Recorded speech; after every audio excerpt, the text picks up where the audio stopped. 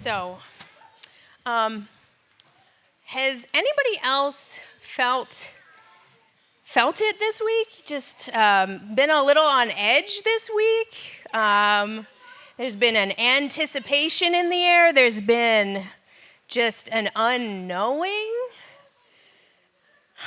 Don't know what next year is going to be, and it's been kind of heavy, right? It's been a little heavy. Well, I want to welcome you to this year's Shabbat Shuvah, which is the Sabbath of repentance. It's the Sabbath that falls between Rosh Hashanah and Yom Kippur. And we're in the middle of what is called or referred to as the 10 days of awe. These are a heavy time, a time of repentance, a time of prayer and praise, because of what God is refining in us. And I believe that this is a pretty dramatic time of year. But, you know, the Lord loves his drama, doesn't he? He loves to come around the corner, and just when you think that all is lost, he saves the day like the hero he is, and he astounds us in a way that we never could have imagined. Like, oh, hey, Moses, you need to feed all these people in the desert? Oh, well, I'm going to make bread appear like dew. Or, oh, you need to defeat this army? I want you to be real quiet for a long time. And then, here's this horn, just blow this horn. You know, he loves to be dramatic. He loves it. And I feel like the fall feasts are dramatic in and of themselves. They're kind of like a roller coaster. We have the sweetness of Rosh Hashanah, and then we take a steep dive into the repentance on Yom Kippur, and then Sukkot comes around like a corkscrew, and then when you think it's the end, you feel the brakes, and you're kind of pushing forward at the end of the roller coaster, and then you're like, wait a minute, are we getting off this ride, or are we going to take another round on the roller coaster? Are we sealed in the book of life for another year? So in this week's Torah portion, Moses is coming to the end of his ride with the Lord. He's had lots of ups and downs. He's tired. He's done, and he's ready to pass the torch on to Joshua. And in Exodus 33:11, I've always liked Joshua. Yeah, I've always felt a kindred spirit almost with him.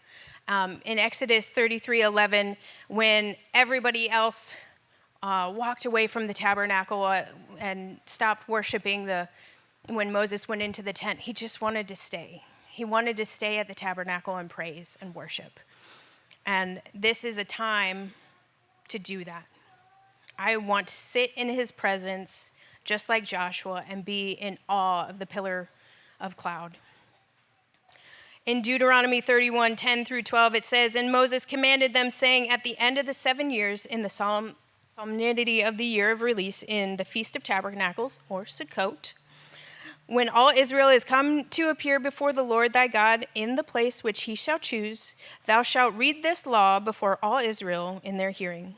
Gather all the people together, men and women and children, and thy stranger that is in thy gates, that they may hear and that they may learn and fear the Lord your God and observe to do all the words of this law." Which year do you think this is? I gave you a hint as to what we're doing at Sukkot this year. We're going to read through Deuteronomy. We're going to read through this Torah. We're going to gather together as it's commanded. And what better way for Moses to go out than with a song that he wrote himself, right after Joshua was commissioned. I was thinking about this Torah portion, and I've been praying about what the Lord would want me to say all week.